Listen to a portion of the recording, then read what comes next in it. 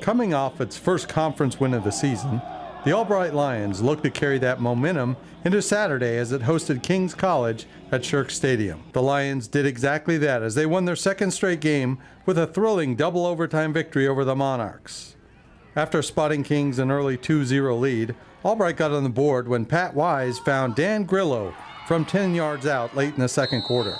Kings regained the lead at 10-7 when Anthony Martuccio recovered an Albright fumble in the end zone with 11:26 to play in the third quarter.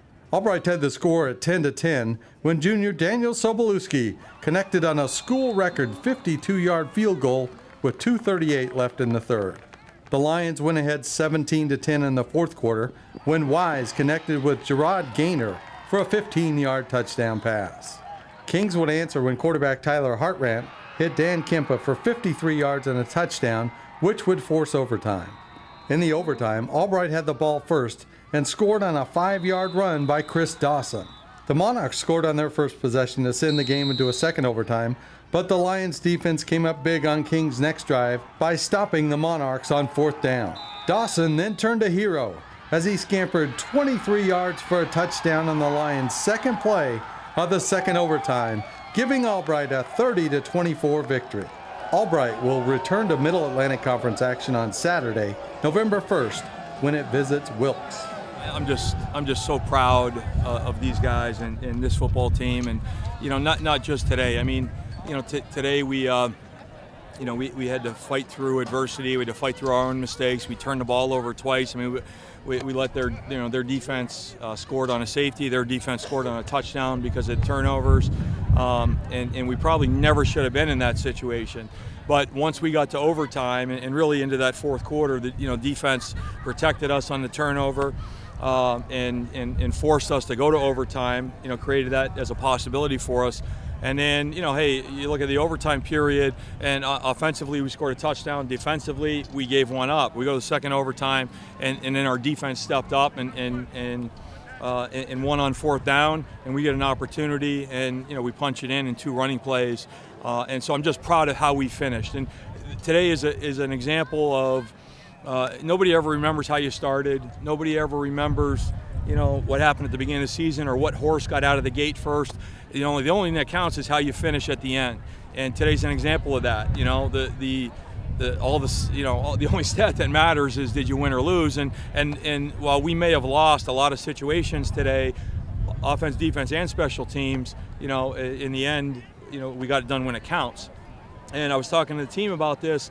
Our theme this week was teamwork. And I was referencing a lot John Maxwell's book, The 17 Indisputable Laws of Teamwork, and one of those laws is the law of countability. Not accountability, but what he calls countability. And it says this, that team members must be able to count on each other when it counts. And while we made a lot of mistakes today, we were able to count on each other when it counted, at the very end, and we were able to finish the right way. But I'm also very proud of our guys having fought through the adversity that we faced this season. I mean, it was not, a great start to the season. We opened up at, going 1-4, lost 4 in a row. We were able to win against FDU. We had the bye week a week ago, and then we were able to put another win together here, and we've created some momentum. And so I'm just so proud of our guys sticking together and fighting through that adversity together. In terms of preparing for overtime, you had noticed the sideline, and everybody was fired up and ready to go. And here's what started that is, here's how we prepare for overtime. First of all, we do overtime segments in camp where it's an actual situation where we work on the coin toss and the captains and what your options are, and we actually work on that all the time. We also do, once a week, we do a red zone segment, which is basically an overtime segment, live, period, every Tuesday. Our 1s against 1s, offense and defense, or 2s against 2s. We end practice with it. It's called a finish period, because it's how you finish that counts, and that's where you got to finish. But then the other thing that we do is, to me, overtime is more mental than it is physical, because you've just played a whole football game. These guys have played a lot of snaps, and there's a fatigue factor.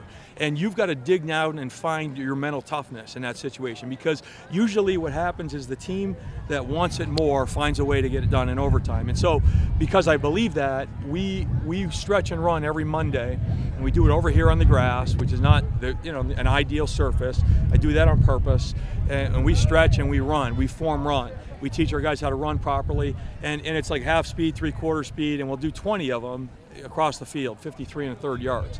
But then after we do 20, we go to overtime, and overtime is always full speed. And they don't know whether it's going to be 1 overtime period, 2 overtimes, 3 overtimes, 4 overtimes, or 5 overtimes. But I'll call it out, and I'll say, I'll yell it as loud as I can, overtime, and everyone knows overtime is full speed. You dig down and find it, and you win the race right here. And our guys are flying doing that. And I'll sometimes go to triple overtime or quadruple overtime, and we just keep going until it's over. And that's what overtime's about. It's about digging down and finding it, and finding it inside your gut and in your heart, to not quit on yourself when it hurts. And so mentally we prepare ourselves that way. And so what started that screaming and yelling on the sideline was I yelled as loud as I could overtime, and they, and those guys got jacked because they know where that comes from. They know what that means. And so look, it wasn't pretty, but we were able to count on each other when it counted, and because of that we were able to finish. And I'm just so proud of these guys.